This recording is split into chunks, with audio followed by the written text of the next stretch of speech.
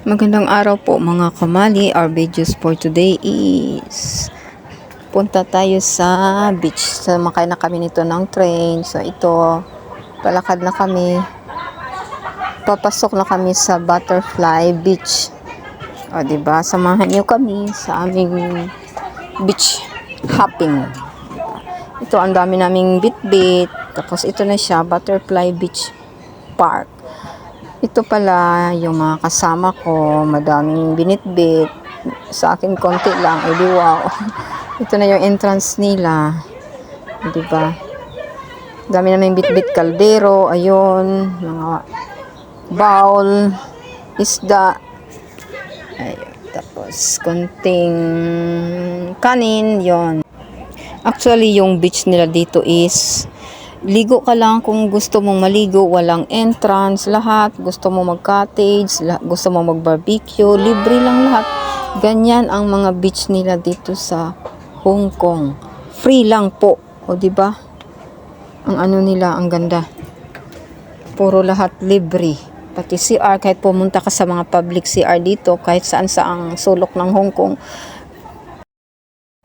So ayun na, dumating na kami sa aming venue. Dito kami sa ilalim ng puno kasi malapit kami sa baybayin ng dagat. Matanaw namin kaagad, makaligo kaagad. Actually may mga cottage sa itaas, hindi kami nagka-cottage kasi malayo.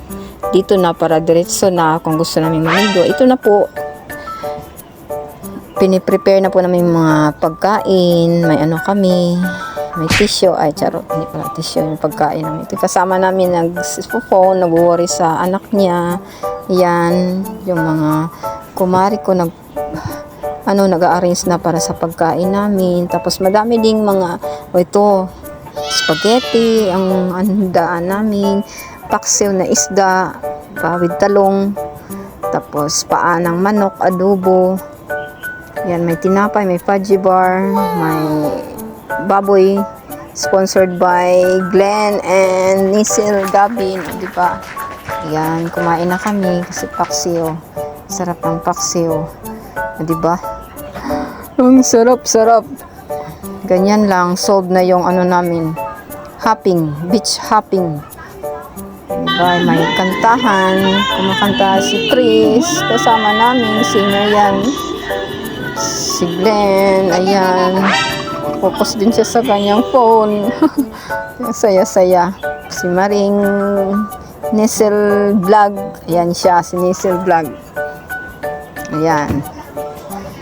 Si Glenn, si Chris, at si Jocelyn as Ilocana Vlog din siya, yung page na. I-follow nyo po sila. Yan, yung handaan namin tubig. Hindi pala, charot. Bibidyo pa pala ako dito. Yan. Ito na din si Ilocana Vlog, singer din. Tapos, ayan, nagsasayawan na kami. Tapos, turno pa kami ng mga damit, sponsored by Miss Jocelyn Layuso. At ito, naglalakad kami sa tabing dagat with wearing dress. O, diba, turno kami. Ayan, nagpapahangin. Ayan.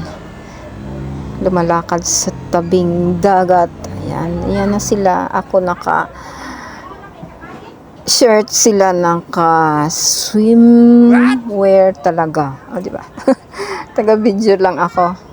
Dito na kami sa dagat, naliligo. Ayan. Nagpapalamig sa katawan kasi masakit yung mga katawan sa kakatrabaho, sa buong week, sa mga amo. Diba? Nagpapalamig.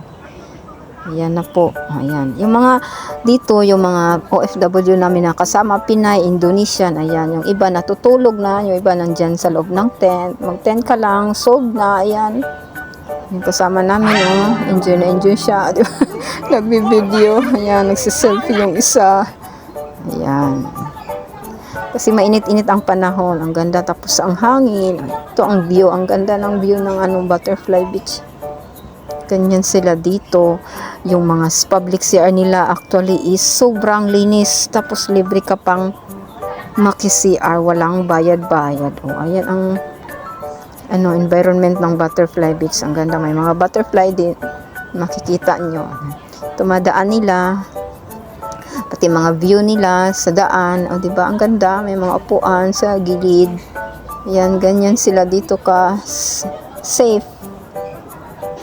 Yan, umuwi na kami kasi hapon na, ay gabi na pala, sunset na. Ganda ng sunset. Dito kami dumaan sa gilid ng dagat. Ayan. Actually, yung paliguan ng Butterfly Beach is nasa Chunmon po siya na bilong. Diba? Papunta na kami sa train station.